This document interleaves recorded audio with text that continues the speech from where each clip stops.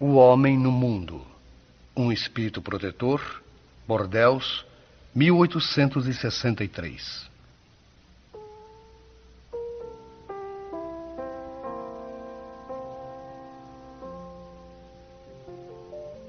Um sentimento de piedade deve sempre animar o coração daqueles que se reúnem sob o olhar do Senhor, implorando a assistência dos bons espíritos.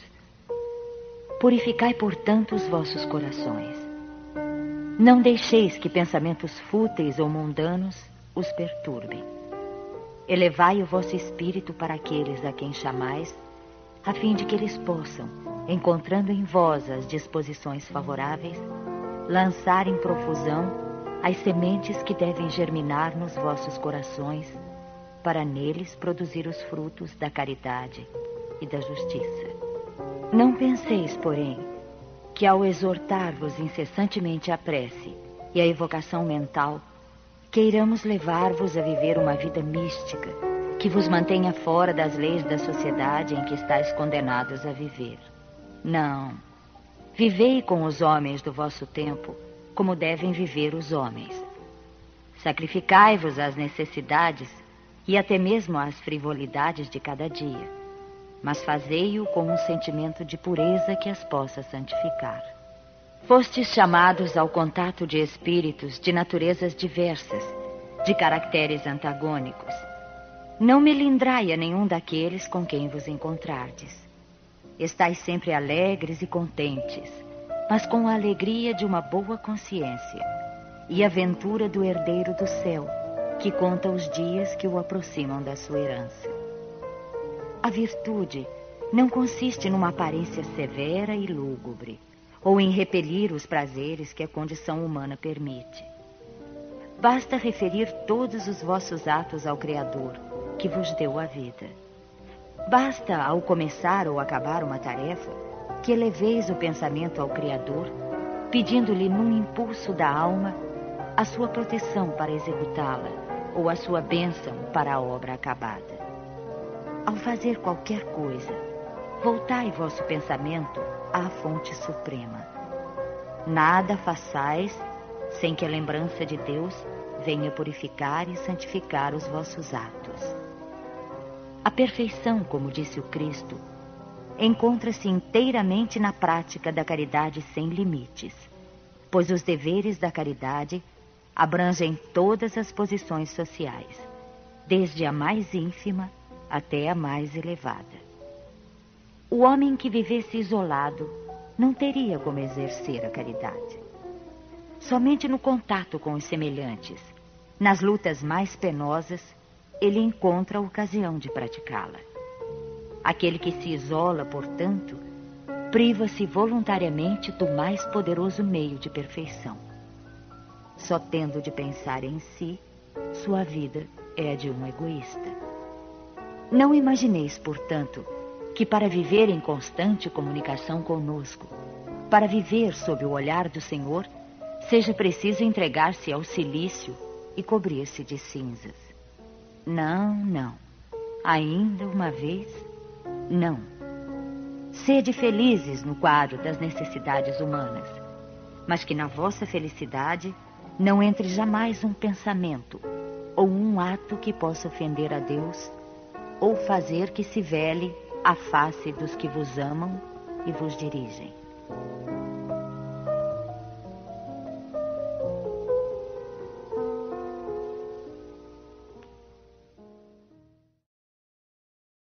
Cuidar do corpo e do espírito. Georges.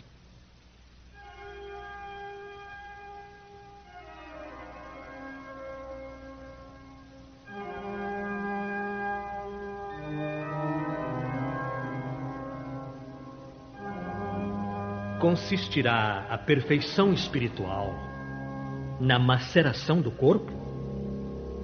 Para resolver esta questão, apoio-me em princípios elementares e começo por demonstrar a necessidade de cuidar do corpo, que, segundo as alternativas de saúde e doença, influi sobre a alma de maneira muito importante, pois temos de considerá-la como prisioneira na carne.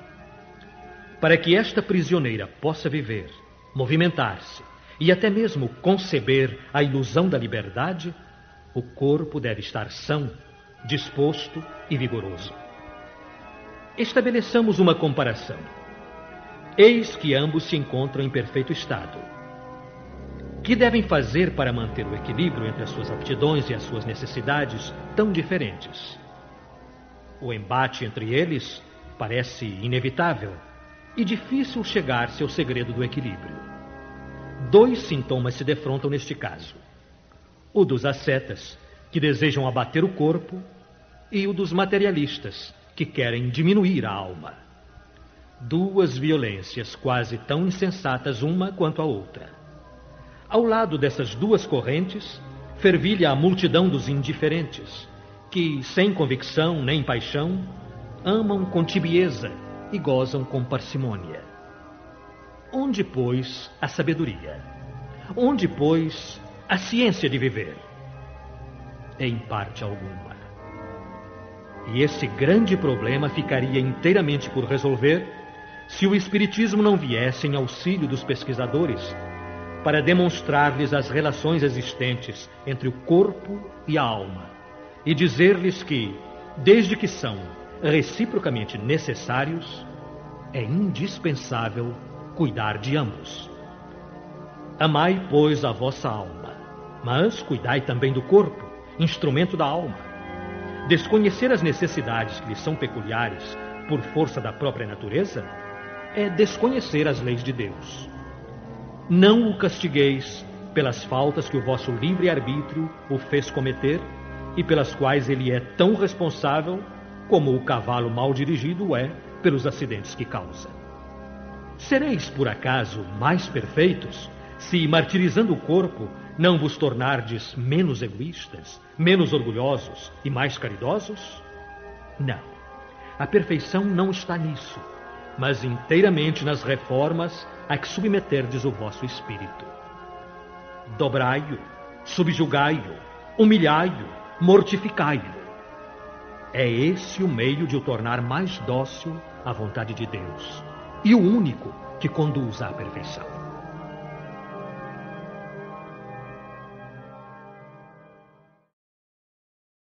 Muitos os chamados e poucos os escolhidos.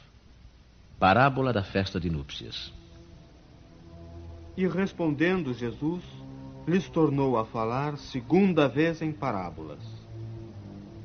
O reino dos céus é semelhante a um homem rei que fez as bodas a seu filho. E mandou os seus servos a chamar os convidados para as bodas, mas eles recusavam ir. Enviou de novo outros servos com este recado: dizei aos convidados: eis aqui tenho preparado o meu banquete, os meus touros e os animais cevados estão já mortos e tudo pronto. Vinde às bodas. Mas eles desprezaram o convite e se foram, um para sua casa de campo e outro para o seu tráfico. Outros, porém, lançaram mão dos servos que ele enviara e, depois de os haverem ultrajado, os mataram. Mas o rei, tendo ouvido isto, se irou. E, tendo feito marchar os seus exércitos, acabou com aqueles homicidas e pôs fogo à sua cidade.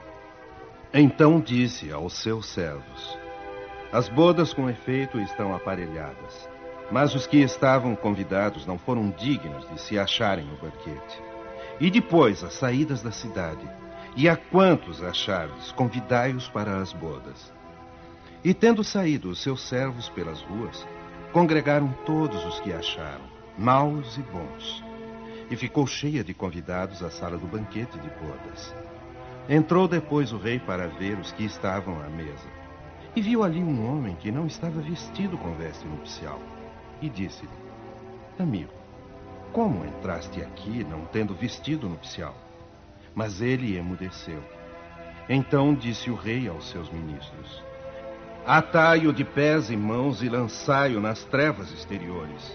Aí haverá choro e ranger de dentes, porque são muitos os chamados e poucos os escolhidos.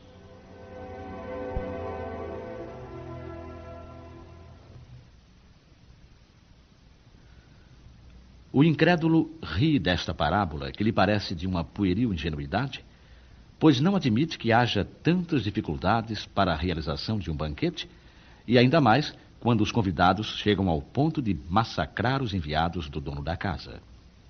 As parábolas, diz ele, são naturalmente alegorias, mas não devem passar os limites do possível. O mesmo se pode dizer de todas as alegorias, das fábulas mais engenhosas, se não lhes descobrirmos o sentido oculto. Jesus se inspirava nas usanças mais comuns da vida e adaptava as suas parábolas aos costumes e ao caráter do povo a que se dirigia.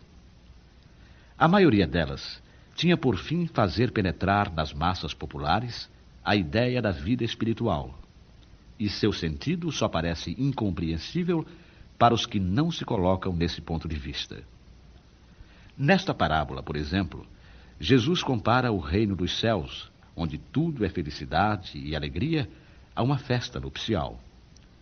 Os primeiros convidados são os judeus, que Deus havia chamado em primeiro lugar para o conhecimento da sua lei.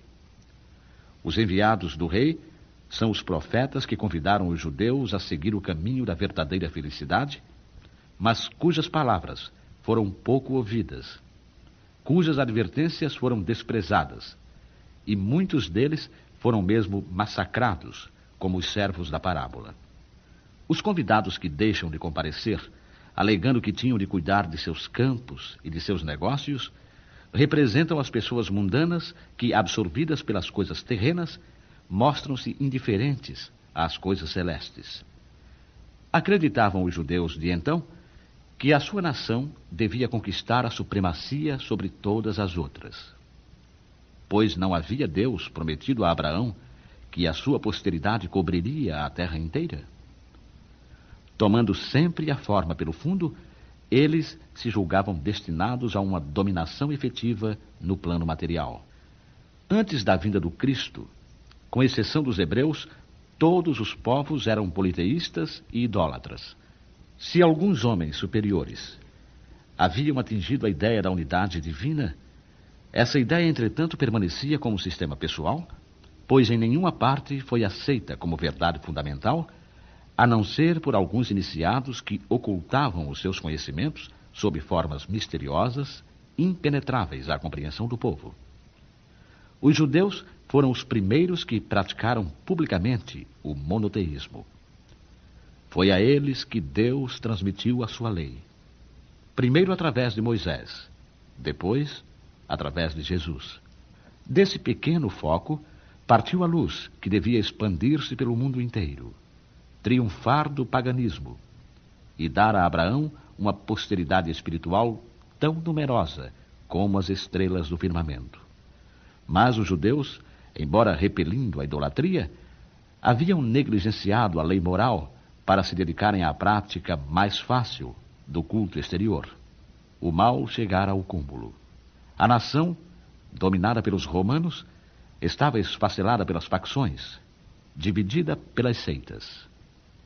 A própria incredulidade havia atingido até mesmo o santuário. Foi então que Jesus apareceu, enviado para chamá-los à observação da lei e para abrir-lhes os novos horizontes da vida futura. Primeiros convidados ao banquete da fé universal, eles, no entanto, repeliram as palavras do celeste Messias e o sacrificaram. Foi assim que perderam o fruto que deviam colher da sua própria iniciativa. Mas seria injusto acusar o povo inteiro por essa situação. A responsabilidade coube principalmente aos fariseus e aos saduceus, que puseram a nação a perder. Os primeiros, pelo seu orgulho e fanatismo, e os segundos, pela sua incredulidade. São eles, sobretudo, que Jesus compara aos convidados que se negaram a comparecer ao banquete de núpcias, e acrescenta que o rei, vendo isso, mandou convidar a todos os que fossem encontrados nas ruas, bons e maus. Fazia entender assim que a palavra seria pregada a todos os outros povos, pagãos e idólatras, e que estes, aceitando-a, seriam admitidos à festa de núpcias, em lugar dos primeiros convidados. Mas não basta ser convidado. Não basta dizer-se cristão, nem tampouco sentar-se à mesa para participar do banquete celeste. É necessário, antes de tudo, e como condição expressa, vestir a túnica nupcial, ou seja, purificar o coração e praticar a lei segundo o Espírito, pois essa lei se encontra inteira nestas palavras: fora da caridade não há salvação. Quão poucos se tornam dignos de entrar no reino dos céus. Foi por isso que Jesus disse: muitos serão os chamados e poucos os escolhidos. A porta estreita. Entrai pela porta estreita, porque larga é a porta e espaçoso o caminho que leva à perdição. E muitos são os que entram por ela. Que estreita é a porta, e que apertado o caminho que leva para a vida, e que poucos são os que acertam com ela. E perguntou-lhe alguém: Senhor, são poucos então os que se salvam? Porfiai por entrar pela porta estreita, porque vos digo que muitos procurarão entrar e não o poderão. E quando o pai de família tiver entrado e fechado a porta, vós estareis de fora e começareis a bater a porta, dizendo: abre-nos, Senhor. E ele vos responderá dizendo: não sei de onde sois. Então começareis a dizer: nós somos aqueles que em tua presença comemos e bebemos, e a quem ensinaste nas nossas praças. E ele vos responderá: não sei de onde sois. Apartai-vos de mim, todos os que obrais a iniquidade. Ali será o choro e o ranger de dentes, quando virdes que Abraão, e Isaque, e Jacó, e todos os profetas estão no reino de Deus, e que vós ficais fora dele, excluídos. E virão do Oriente e do Ocidente, e do Setentrião, e do meio-dia, muitos que se assentarão à mesa do reino de Deus. E então os que são últimos serão os primeiros, e os que são os primeiros serão os últimos.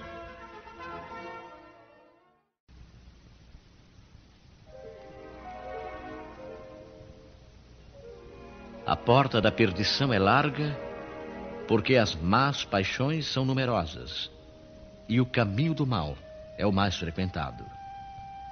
A da salvação é estreita, porque o homem que deseja transpô-la deve fazer grandes esforços para vencer as suas más tendências, e poucos se resignam a isso. Completa-se a máxima: são muitos os chamados, e poucos os escolhidos.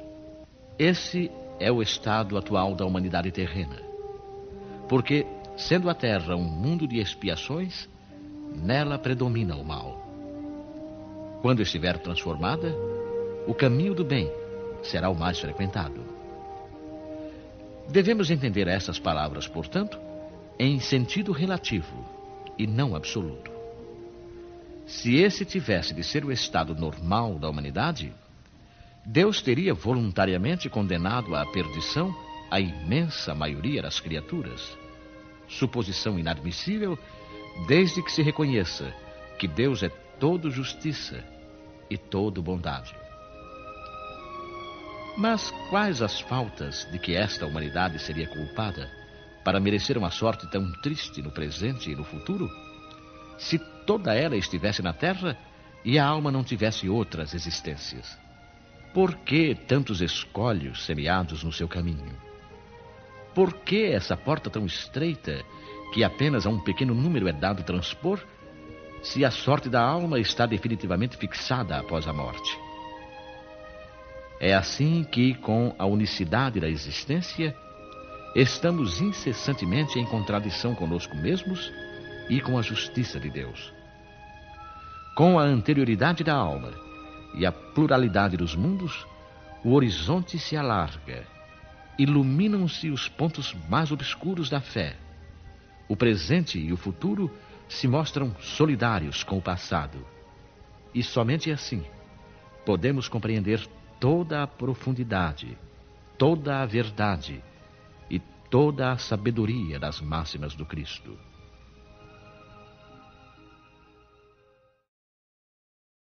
os que dizem Senhor, Senhor.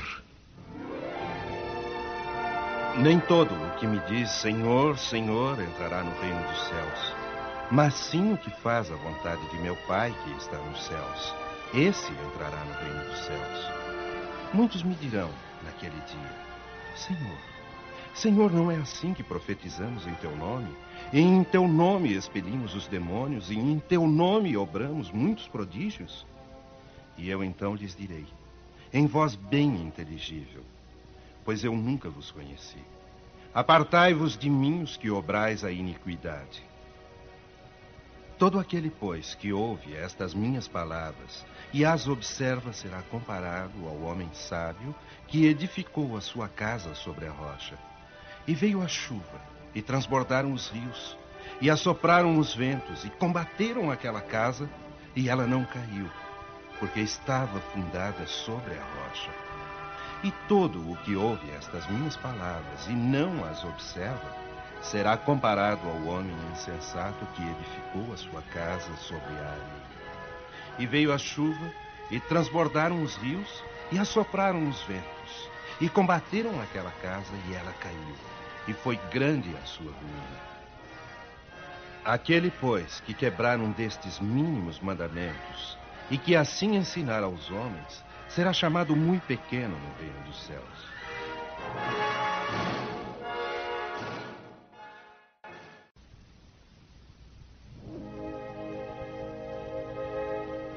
Todos os que confessam a missão de Jesus dizem Senhor, Senhor. Mas de que vale chamá-lo mestre ou senhor quando não se seguem os seus preceitos? São cristãos esses que o honram através de atos exteriores de devoção e ao mesmo tempo sacrificam no altar do egoísmo, do orgulho e da cupidez e de todas as suas paixões? São seus discípulos, esses que passam os dias a rezar e não se tornam melhores, nem mais caridosos, nem mais indulgentes para com os seus semelhantes? Não, porque, à semelhança dos fariseus, têm a prece nos lábios e não no coração. Servindo-se apenas das formas, podem impor-se aos homens, mas não a Deus. E é em vão que dirão a Jesus: Senhor, nós profetizamos, ou seja, ensinamos em vosso nome. Expulsamos os demônios em vosso nome. Comemos e bebemos convosco.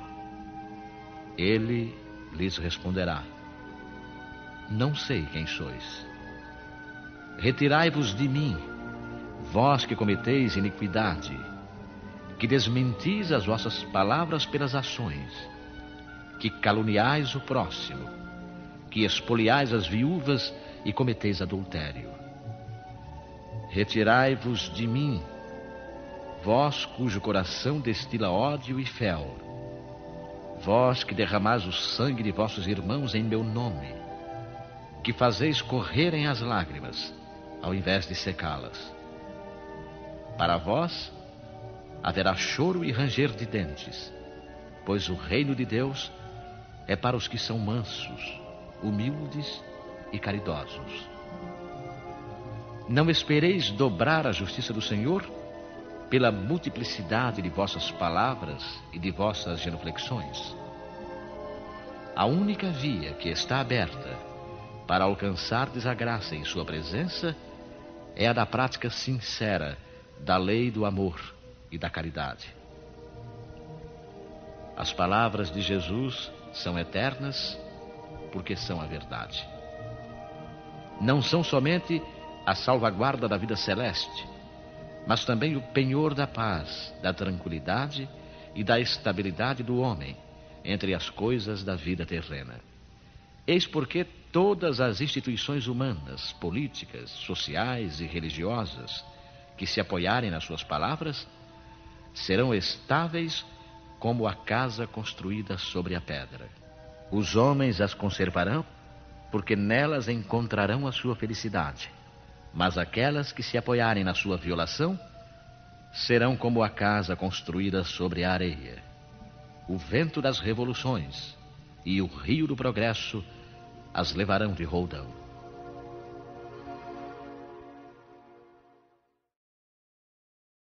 A quem muito foi dado, muito será pedido.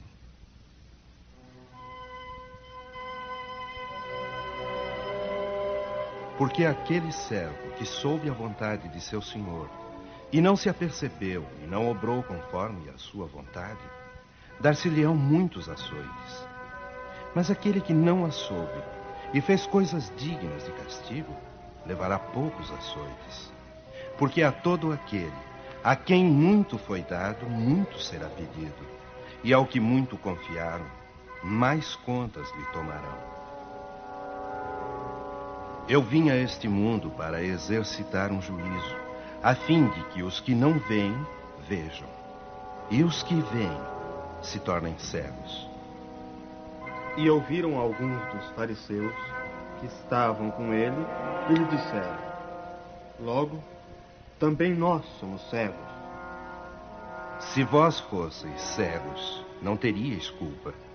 Mas como agora mesmo dizeis, nós vemos, fica subsistindo o vosso pecado.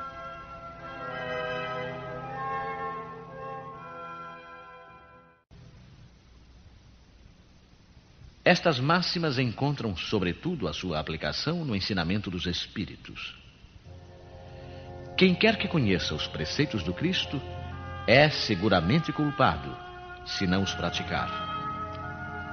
Mas, além de não ser suficientemente difundido o evangelho que os contém, senão entre as seitas cristãs, mesmo entre estas, quantas pessoas existem que não o leem? E entre as que a leem, quantas não o compreendem? Disso resulta que as próprias palavras de Jesus ficam perdidas para a maioria. O ensinamento dos Espíritos, que reproduz essas máximas sob diferentes formas, que as desenvolve e as comenta, pondo-as ao alcance de todos, tem isto de particular, ou seja, não é circunscrito. Assim, todos, letrados ou não, crentes ou descrentes, cristãos ou não cristãos, podem recebê-lo, pois os Espíritos se comunicam por toda parte. Nenhum dos que o recebam diretamente ou por intermédio de outros pode pretextar ignorância ou pode desculpar-se com a sua falta de instrução ou com a obscuridade do sentido alegórico. Aquele, pois, que não o põe em prática para se melhorar, que o admira apenas como interessante e curioso, sem que seu coração seja tocado, que não se faz menos fútil, menos orgulhoso, menos egoísta, nem menos apegado aos bens materiais, nem melhor para o seu próximo, é tanto mais culpado quanto teve maior facilidade para conhecer a verdade. Os médiuns que obtêm boas comunicações são ainda mais repreensíveis por persistirem no mal, pois escrevem frequentemente a sua própria condenação. E se não estivessem cegos pelo orgulho, reconheceriam que os espíritos se dirigem a eles mesmos. Mas, ao invés de tomarem para eles as lições que escrevem, ou que veem os outros escreverem, sua única preocupação é a de aplicá-las a outras pessoas, incidindo assim nestas palavras de Jesus: vedes um argueiro no olho do próximo, e não vedes a trave no vosso. Por estas palavras, se fosseis cegos, não teríeis culpa. Jesus confirma que a culpabilidade está na razão do conhecimento que se possui. Ora, os fariseus, que tinham a pretensão de ser, e que realmente eram, a parte mais esclarecida da nação, tornavam-se mais repreensíveis aos olhos de Deus que o povo ignorante. O mesmo acontece hoje. Aos espíritas, portanto, muito será pedido, porque muito receberam. Mas também aos que souberam aproveitar os ensinamentos, muito será dado. O primeiro pensamento de todo espírita sincero deve ser o de procurar, nos conselhos dados pelos espíritos, alguma coisa que lhe diga respeito. O espiritismo vem multiplicar o número dos chamados e, pela fé que proporciona, multiplicará também o número dos escolhidos.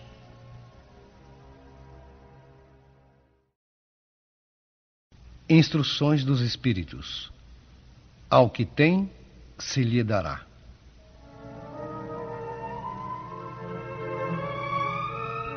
E chegando-se a ele, os discípulos lhe disseram: Por que razão lhes falas por parábolas? Porque a vós vos é dado saber os mistérios do reino dos céus, mas a eles não lhes é concedido. Porque ao que tem, se lhe dará, e terá em abundância, mas aos que não têm, até o que tem lhe será tirado. Por isto é que eu lhes falo em parábolas, porque eles, vendo, não veem, e ouvindo não ouvem nem entendem. De sorte que neles se cumpre a profecia de Isaías que diz: Vós ouvireis com os ouvidos e não entendereis, e vereis com os olhos e não vereis. Atendei ao que ides agora ouvir. Com a medida com que medirdes aos demais, vos medirão a vós, e ainda se vos acrescentará. Porque ao que já tem, dar-se-lhe-á, e ao que não tem, ainda o que tem se lhe tirará.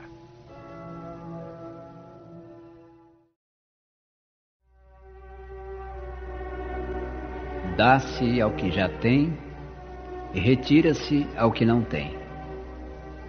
Meditai sobre esses grandes ensinamentos que quase sempre vos pareceram paradoxais. Aquele que recebeu é o que possui o sentido da palavra divina.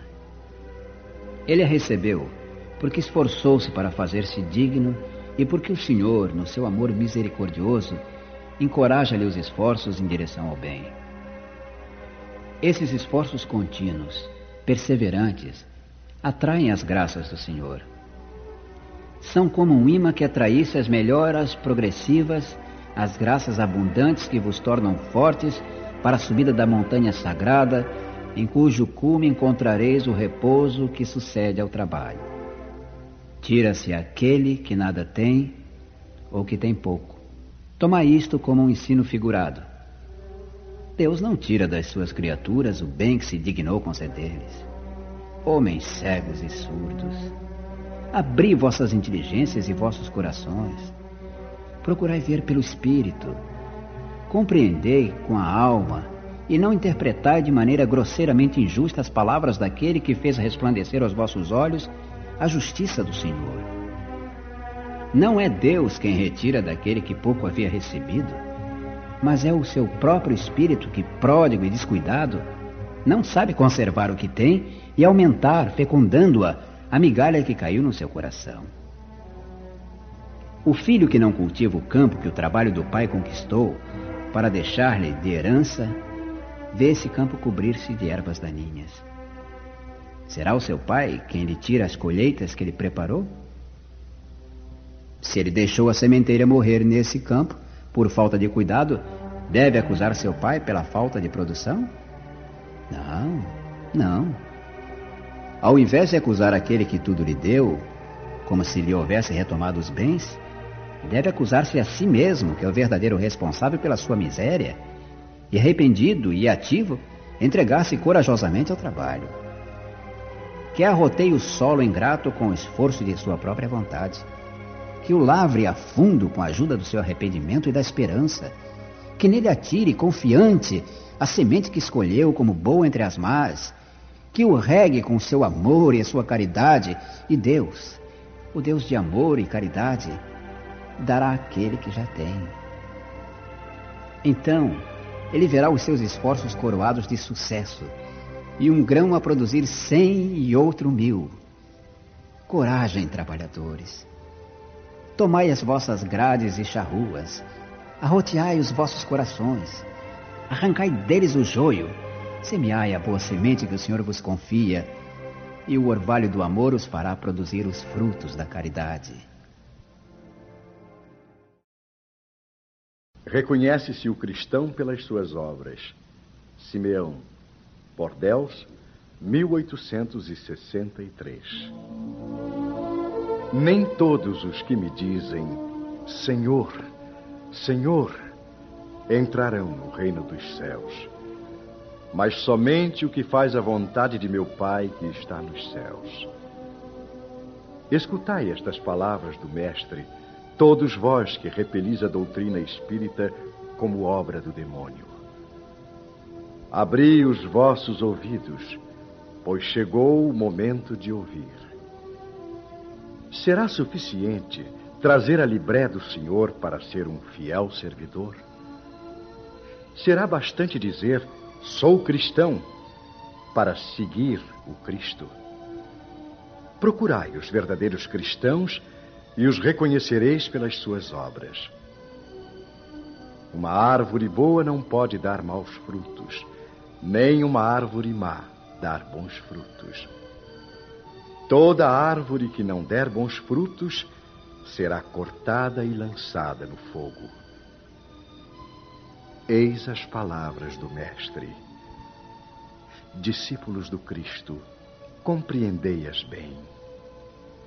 Quais os frutos que a árvore do cristianismo deve dar? Árvore possante, cujos ramos frondosos cobrem com a sua sombra uma parte do mundo, mas ainda não abrigaram a todos os que devem reunir-se em seu redor.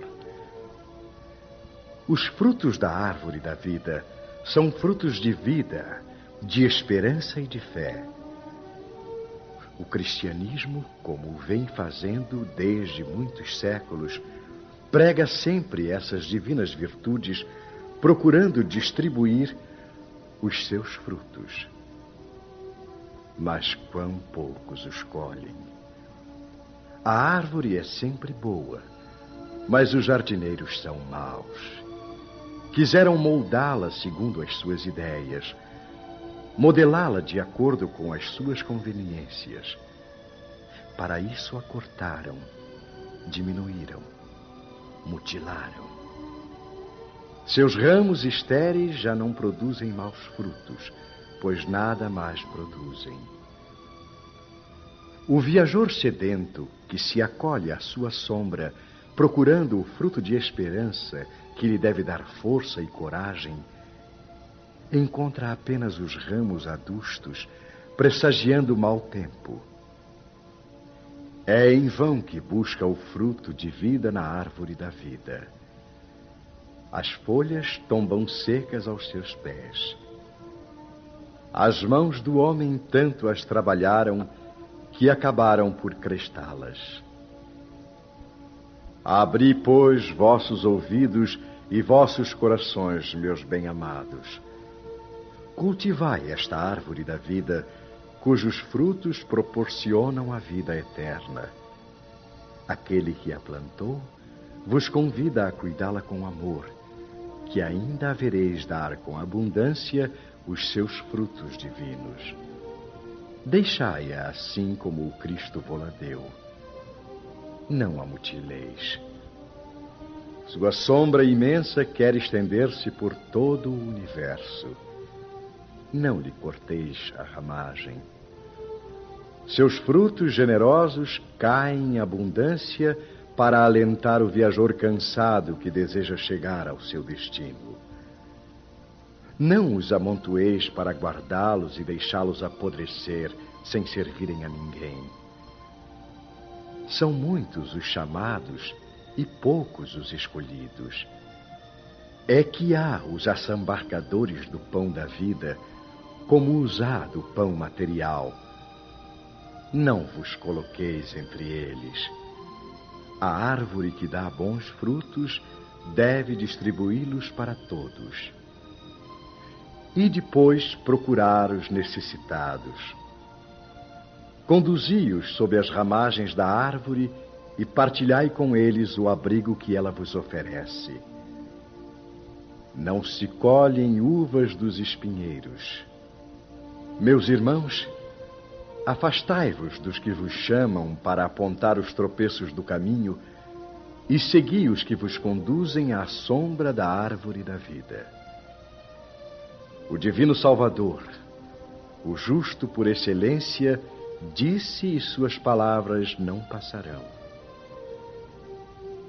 Os que me dizem, Senhor, Senhor, nem todos entrarão no reino dos céus, mas somente aqueles que fazem a vontade de meu Pai que está nos céus. Que o Senhor das bênçãos vos abençoe, que o Deus da luz vos ilumine, que a árvore da vida vos faça com abundância a oferenda dos seus frutos.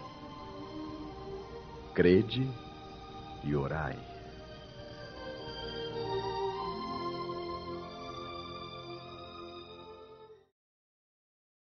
Poder da fé.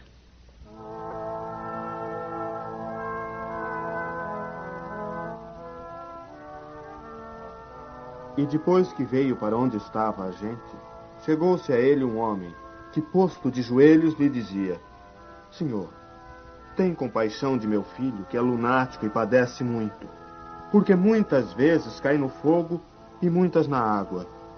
E tenho-o apresentado a teus discípulos, e eles o não puderam curar. Ah, geração incrédula e perversa, até quando hei de estar convosco? Até quando vos hei de sofrer? Trazei-mo cá. E Jesus o abençoou, e saiu dele o demônio. E desde aquela hora ficou o moço curado. Então se chegaram os discípulos a Jesus em particular, e lhe disseram: Por que não pudemos nós lançá-lo fora? Por causa da vossa pouca fé. Porque na verdade vos digo que se tiverdes fé como um grão de mostarda, direis a este monte: passa daqui para acolá, e ele há de passar, e nada vos será impossível.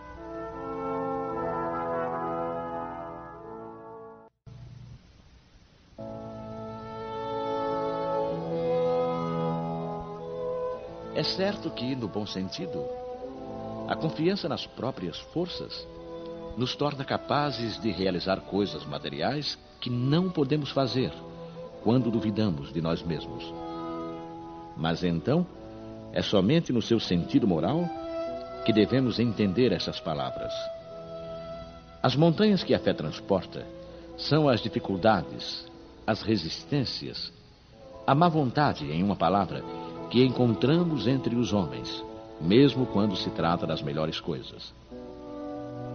Os preceitos da rotina, o interesse material, o egoísmo, a cegueira do fanatismo, as paixões orgulhosas, são outras tantas montanhas que atravancam o caminho dos que trabalham para o progresso da humanidade.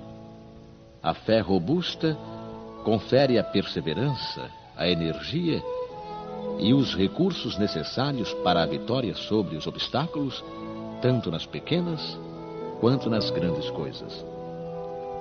A fé vacilante produz a incerteza, a hesitação de que se aproveitam os adversários que devemos combater.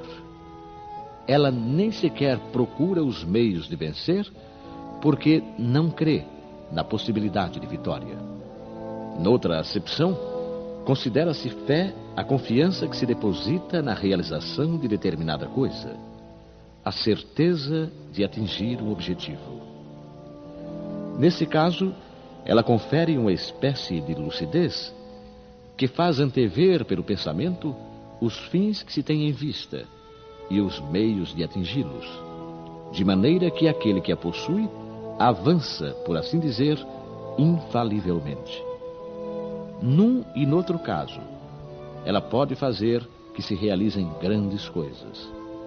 A fé sincera e verdadeira é sempre calma. Confere a paciência que sabe esperar, porque, estando apoiada na inteligência e na compreensão das coisas, tem a certeza de chegar ao fim.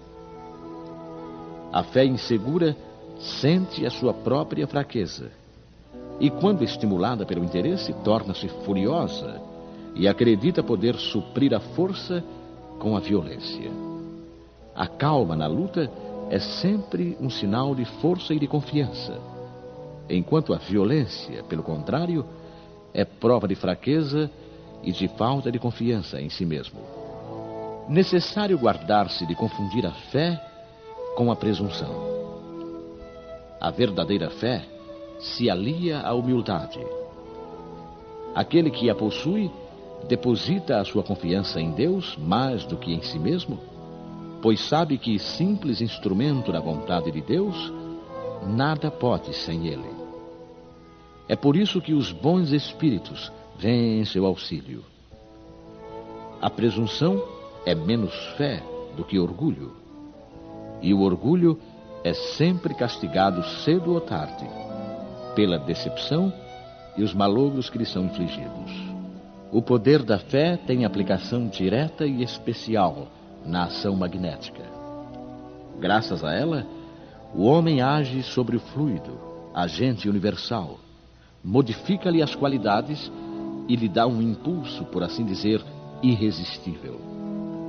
Eis porque aquele que alia a um grande poder fluídico normal uma fé ardente, pode operar unicamente pela sua vontade dirigida para o bem esses estranhos fenômenos de cura e de outra natureza que antigamente eram considerados prodígios e que, entretanto, não passam de consequências de uma lei natural.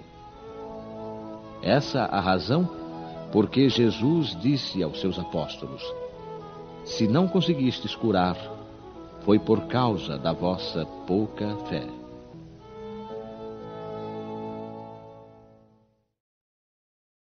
A fé religiosa, condição da fé inabalável.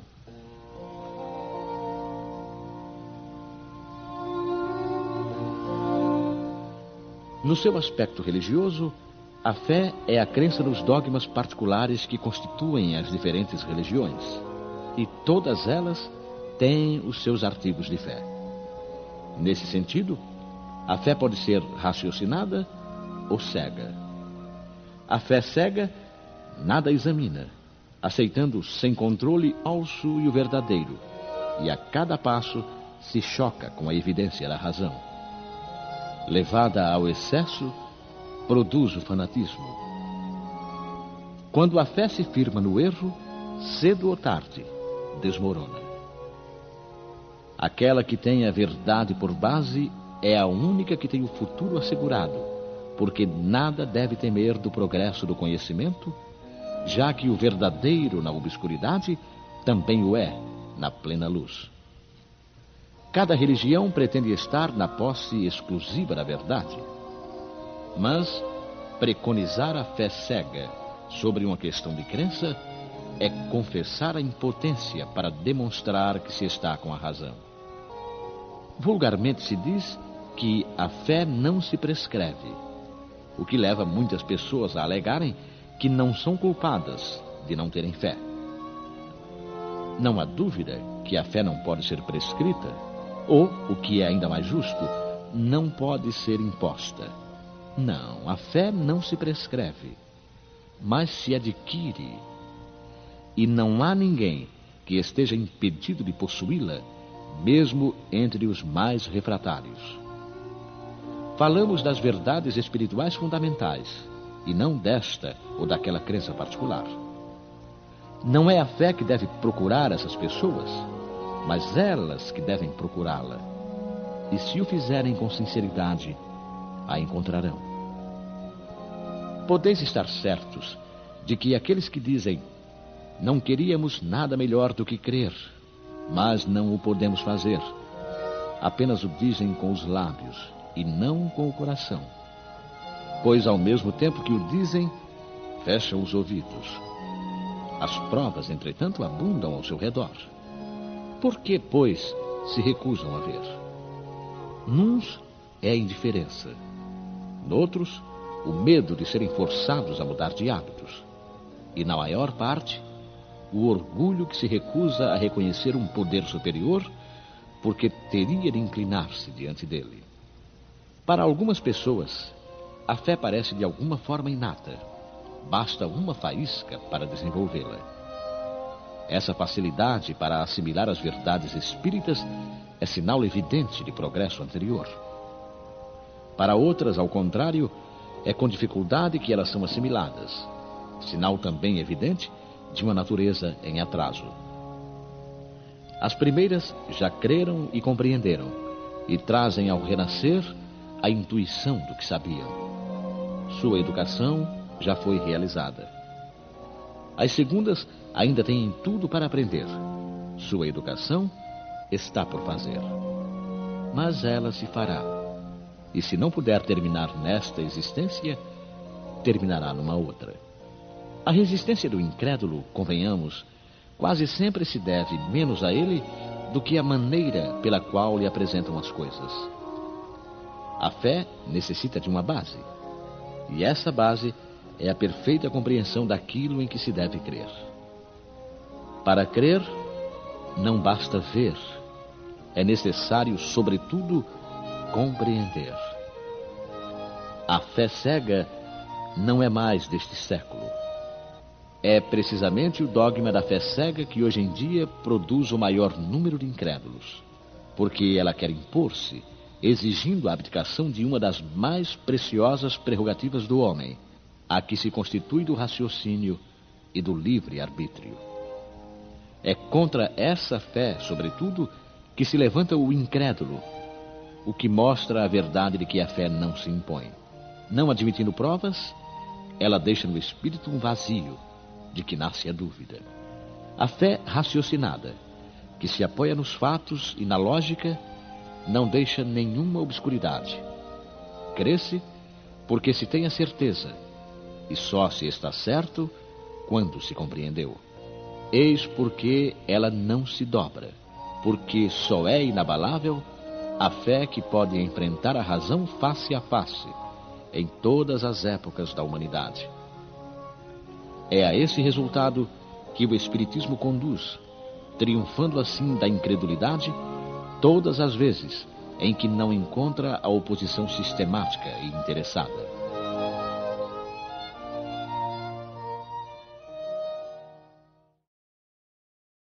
Parábola da figueira seca.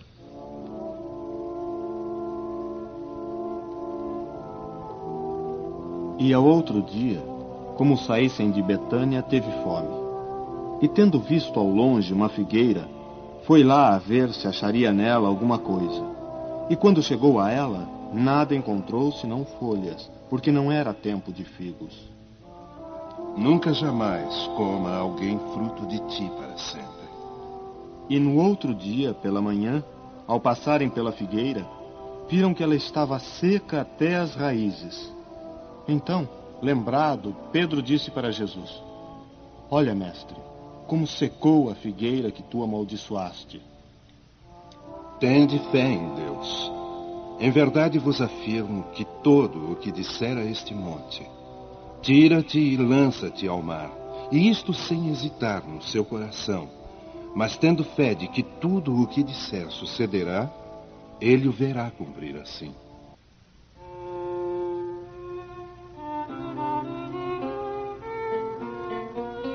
A figueira seca é o símbolo das pessoas que apenas aparentam o bem, mas na realidade nada produzem de bom. Dos oradores que possuem mais brilho do que solidez, dotados do verniz das palavras, da maneira que estas agradam aos ouvidos. Mas quando as analisamos, nada revelam de substancial para o coração. E quando as acabamos de ouvir, perguntamos que proveito tivemos. É também o símbolo de todas as pessoas que podem ser úteis e não o são. De todas as utopias, de todos os sistemas vazios, de todas as doutrinas sem bases sólidas. O que falta, na maioria das vezes, é a verdadeira fé. A fé realmente fecunda. A fé que comove as fibras do coração. Em uma palavra, a fé que transporta montanhas. São árvores frondosas, mas sem frutos.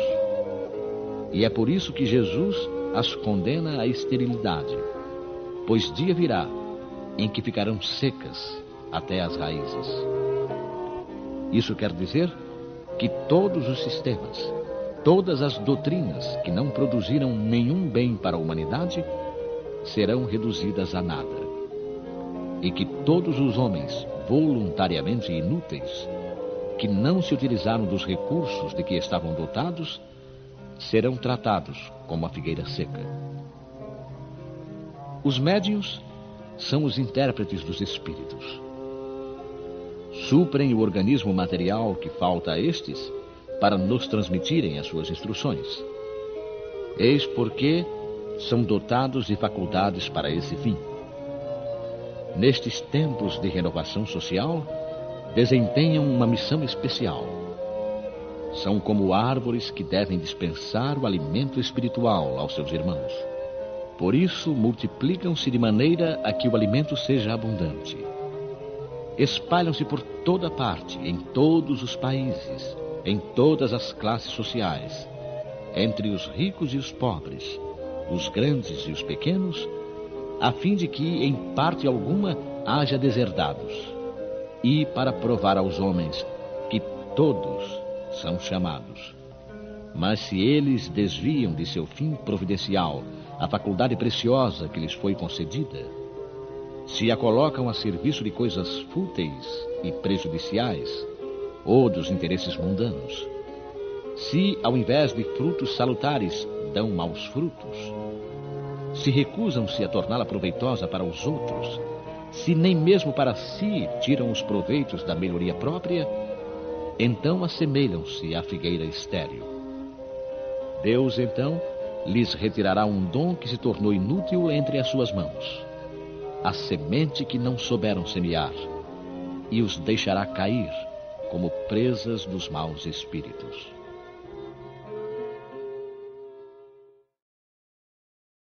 Instruções dos Espíritos. Fé, mãe da esperança e da caridade. José, Espírito Protetor. Bordeaux, 1862. A fé, para ser proveitosa, deve ser ativa. Não pode adormecer. Mãe de todas as virtudes que conduzem a Deus, deve velar atentamente pelo desenvolvimento de suas próprias filhas. A esperança e a caridade são uma consequência da fé. E a caridade são uma consequência da fé. Essas três virtudes formam uma trindade inseparável. Não é a fé que nos sustenta a esperança de vermos cumpridas as promessas do Senhor, porque se não tivermos fé, que esperaremos? Não é a fé que nos dá o amor? Pois se não tiverdes fé, que reconhecimento tereis? E por conseguinte, que amor? A fé, divina inspiração de Deus, desperta todos os sentimentos que conduzem o homem ao bem. É a base da regeneração. É, pois, necessário que essa base seja forte e durável, pois se a menor dúvida puder abalá-la, que será do edifício que construístes sobre ela? Erguei, portanto, esse edifício sobre alicerces inabaláveis.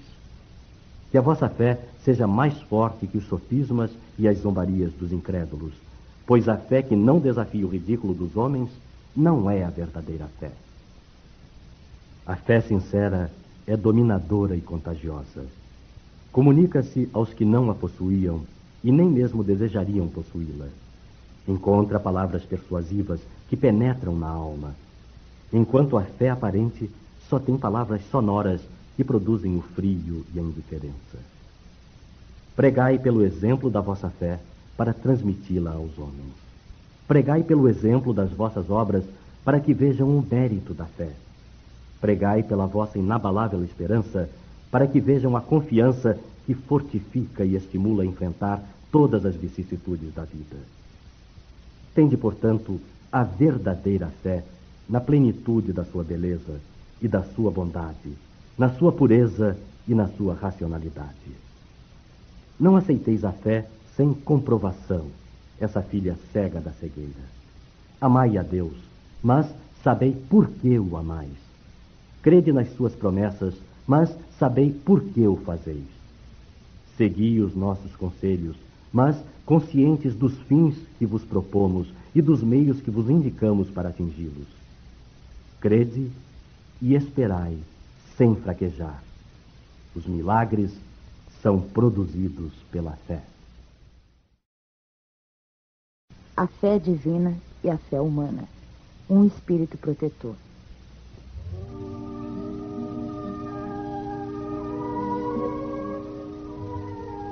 A fé é o sentimento inato no homem da sua destinação.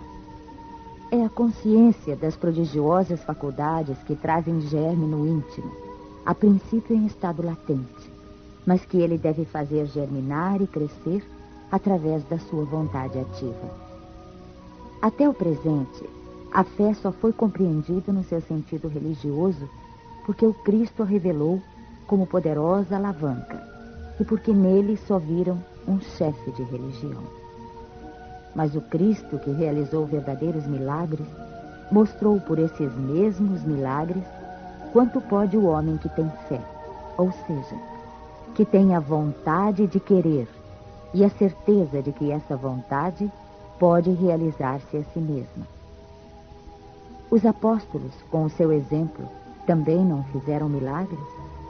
Ora, o que eram esses milagres, senão os efeitos naturais de uma causa desconhecida dos homens de então, mas hoje em grande parte explicada, e que será completamente compreendida pelo estudo do espiritismo e do magnetismo? A fé é humana ou divina, segundo a aplicação que o homem dera às suas faculdades em relação às necessidades terrenas ou às suas aspirações celestes e futuras. O homem de gênio, que persegue a realização de um grande empreendimento, triunfa se tem fé, porque sente em si mesmo que pode e deve triunfar, e essa certeza íntima lhe dá uma extraordinária força. O homem de bem, que crendo no seu futuro celeste, quer preencher a sua vida com nobres e belas ações, tira da sua fé, da certeza da felicidade que o espera, a força necessária. E ainda nesse caso, se realizam os milagres da caridade, do sacrifício e da abnegação. E por fim, não há más inclinações que com a fé não possam ser vencidas. O magnetismo é uma das maiores provas do poder da fé, quando posta em ação. É pela fé que ele cura e produz esses fenômenos estranhos que antigamente foram qualificados de milagres. Eu vos repito, a fé é humana e divina. Se todas as criaturas encarnadas estivessem suficientemente persuadidas da força que trazem consigo e se quisessem pôr a sua vontade a serviço dessa força, seriam capazes de realizar o que até hoje chamais de prodígios, e que é, simplesmente, o desenvolvimento das faculdades humanas.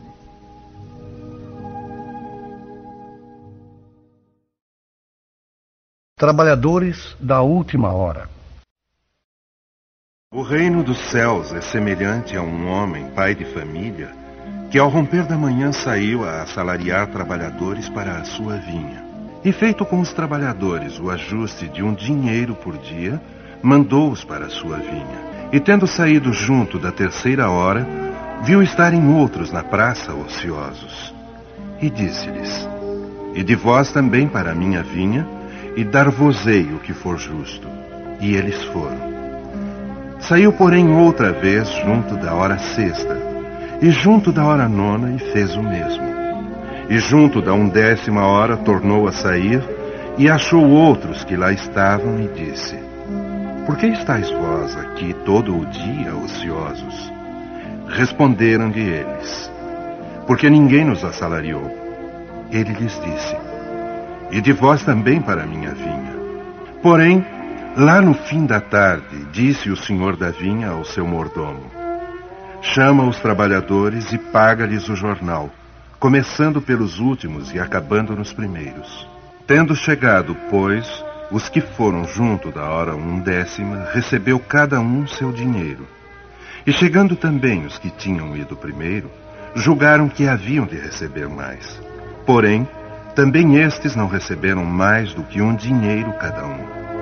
E ao recebê-lo, murmuravam contra o pai de família, dizendo: estes que vieram por último não trabalharam senão 1 hora. E tu o igualaste conosco, que aturamos o peso do dia e da calma.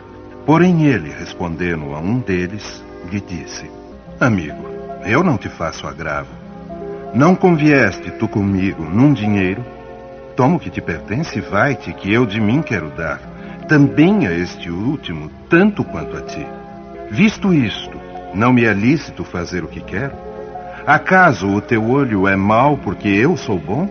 Assim serão últimos os primeiros e primeiros os últimos, porque são muitos os chamados e poucos os escolhidos. Instruções dos Espíritos. Os últimos serão os primeiros. Constantino. O trabalhador da última hora tem direito ao salário. Mas para isso, é necessário que se tenha conservado com boa vontade a disposição do senhor que o devia empregar, e que o atraso não seja fruto da sua preguiça ou da sua má vontade. Tem direito ao salário porque, desde o alvorecer, esperava impacientemente aquele que por fim o chamaria ao labor. Era trabalhador e apenas lhe faltava o que fazer.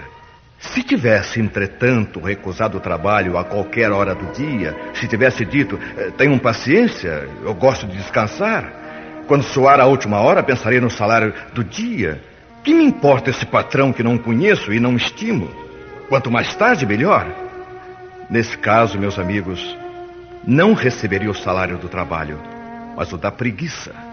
Que dizer então daquele que, ao invés de simplesmente esperar, tivesse empregado as suas horas de trabalho para cometer estrepolias, que tivesse blasfemado contra Deus, vertido o sangue dos seus semelhantes, perturbado as famílias, arruinado homens de boa fé, abusado da inocência?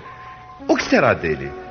Será suficiente dizer à última hora: Senhor, usei mal o meu tempo, empregai-me até o fim do dia para que eu faça um pouquinho que seja da minha tarefa e pagai-me o salário do trabalhador de boa vontade? Não, porque o Senhor lhe dirá: não tenho agora nenhum trabalho para ti. Desperdiçaste o teu tempo, esqueceste o que havias aprendido, não sabes mais trabalhar na minha vinha. Cuida, pois, de aprender de novo, e quando te sentires mais bem disposto, vem procurar-me e te franquearei as minhas terras, onde poderás trabalhar a qualquer hora do dia. Bons espíritas, meus bem-amados, todos vós sois trabalhadores da última hora. Bem orgulhoso seria o que dissesse: comecei o trabalho de madrugada e só o terminarei ao escurecer. Todos viestes quando chamados, uns mais cedo, outros mais tarde, para a encarnação cujos grilhões carregais. Mas há quantos e quantos séculos o Senhor vos chamava para a sua vinha, sem que aceitasses o convite. Eis chegado agora o momento de receber o salário. Empregai bem esta hora que vos resta. Não vos esqueçais de que a vossa existência, por mais longa que vos pareça, não é mais do que um momento muito breve na imensidade dos tempos que constituem para vós a eternidade. Henri Heine, Paris, 1863. Jesus amava a simplicidade dos símbolos. Na sua vigorosa expressão, os trabalhadores da primeira hora são os profetas, Moisés e todos os iniciadores que marcaram as diversas etapas do progresso, continuadas através dos séculos pelos apóstolos, os mártires, os pais da igreja, os sábios, os filósofos e, por fim, os espíritas. Estes, que vieram por último, foram, entretanto, anunciados e preditos desde o advento do Messias. Receberão, pois, a mesma recompensa. Que digo, receberão uma recompensa maior. Últimos a chegar, os espíritas aproveitam o trabalho intelectual dos seus antecessores, porque o homem deve herdar do homem, e porque os trabalhos e seus resultados são coletivos. Deus abençoa a solidariedade. Muitos dos antigos revivem hoje ou reviverão amanhã para acabar a obra que haviam começado. Mais de um patriarca, mais de um profeta, mais de um discípulo do Cristo e de um divulgador da fé cristã se encontram entre vós. Ressurgem mais esclarecidos, mais adiantados, e já não trabalham mais nos fundamentos, mas na cúpula do edifício. Seu salário será, portanto, proporcional ao mérito da obra. A reencarnação, esse belo dogma, eterniza e precisa a filiação espiritual. O espírito, chamado a prestar contas do seu mandato terreno, compreende a continuidade da tarefa interrompida, mas sempre retomada. Vê e sente que apanhou no ar o pensamento de seus antecessores. Reinicia a luta, amadurecido pela experiência, para ainda mais avançar. E todos, trabalhadores da primeira e da última hora, de olhos bem abertos sobre a profundidade da justiça de Deus, não mais se queixam, mas se põem a adorá-lo. Este é um dos verdadeiros sentidos dessa parábola, que encerra, como todas as que Jesus dirigiu ao povo, as linhas do futuro, e também, através de suas formas e imagens, a revelação dessa magnífica unidade que harmoniza todas as coisas no universo, dessa solidariedade que liga todos os seres atuais ao passado e ao futuro. Erasto, Paris, 1863. Não percebeis desde já a formação da tempestade que deve assolar o velho mundo e reduzir a nada a soma das iniquidades terrenas? Ah, bendizei o Senhor, vós que tendes fé na sua soberana justiça e que novos apóstolos da crença revelada pelas vozes proféticas superiores ides pregar o dogma novo da reencarnação e da elevação dos espíritos, segundo o bom ou mau desempenho de suas missões e a maneira por que suportaram as suas provas terrenas. Deixai de temores. As línguas de fogo estão sobre as vossas cabeças. Ó verdadeiros adeptos do Espiritismo, vós sois os eleitos de Deus. Ide e pregai a palavra divina. É chegada a hora em que deveis sacrificar os vossos hábitos, os vossos trabalhos, as vossas futilidades à sua propagação. Ide e pregai. Os espíritos elevados estão convosco. Falareis certamente a pessoas que não quererão escutar a palavra de Deus, porque essa palavra os convida incessantemente ao sacrifício. Pregareis o desinteresse aos avarentos, a abstinência aos dissolutos, a mansidão aos tiranos domésticos e aos déspotas. Palavras perdidas bem sei, mas que importa. É necessário regar com o vosso suor o terreno em que deveis semear, porque ele não frutificará, não produzirá, senão sob os esforços incessantes da enxada e da charrua evangélicas. Ide e pregai. Sim, vós todos, homens de boa fé, que tendes consciência de vossa inferioridade ao contemplar no infinito os mundos espaciais, parti em cruzada contra a injustiça e a iniquidade. Ide e aniquilai o culto do bezerro de ouro, que dia a dia mais se expande. Ide, que Deus vos conduz. Homens simples e ignorantes, vossas línguas se soltarão, e falareis como nenhum orador sabe falar. Ide e pregai, que as populações atentas receberão com alegria as vossas palavras de consolação, de fraternidade, de esperança e de paz. Que importam as ciladas que armarem no vosso caminho? Somente os lobos caem nas armadilhas de lobos, pois o pastor saberá defender as suas ovelhas contra os carrascos imoladores. Ide, homens que sois grandes perante Deus, e que mais felizes do que Tomé, credes sem querer ver e aceitais os fatos da mediunidade. mesmo quando nada conseguistes obter por vós mesmos. Ide, o Espírito de Deus vos guia. Marcha, pois, para a frente, grandiosa falange da fé. E os pesados batalhões dos incrédulos se desvanecerão diante de ti, como as névoas da manhã aos primeiros raios do sol. A fé e a virtude que transporta montanhas, disse Jesus. Mas ainda mais pesadas que as maiores montanhas são as jazidas da impureza e de todos os vícios da impureza no coração humano. Parti, pois, cheios de coragem, para remover essas montanhas de iniquidades que as gerações futuras não devem conhecer, senão como pertencentes à idade das lendas, da mesma maneira como só imperfeitamente conheceis os períodos anteriores à civilização pagã. Sim, as revoluções morais e filosóficas vão eclodir em todos os pontos do globo. Aproxima-se a hora em que a luz divina brilhará sobre os dois mundos. E depois, levando a palavra divina aos grandes que a desdenharão, aos sábios que desejarão prová-la, e aos simples e pequeninos que a aceitarão, pois principalmente entre os mártires do trabalho, nesta expiação terrena, encontrareis entusiasmo e fé. Ide, que estes receberão jubilosos, agradecendo e louvando a Deus a consolação divina que lhes oferecerdes. E baixando a fronte, renderão graças pelas aflições que a terra lhes reservou. Arme-se de decisão e coragem a vossa falange. Mãos à obra. O arado está pronto, a terra preparada. Arai. Ide e agradecei a Deus a gloriosa tarefa que vos concedeu. Mas cuidado, que entre os chamados para o Espiritismo, muitos se desviarão da senda. Atentai, pois, no vosso caminho e buscai a verdade.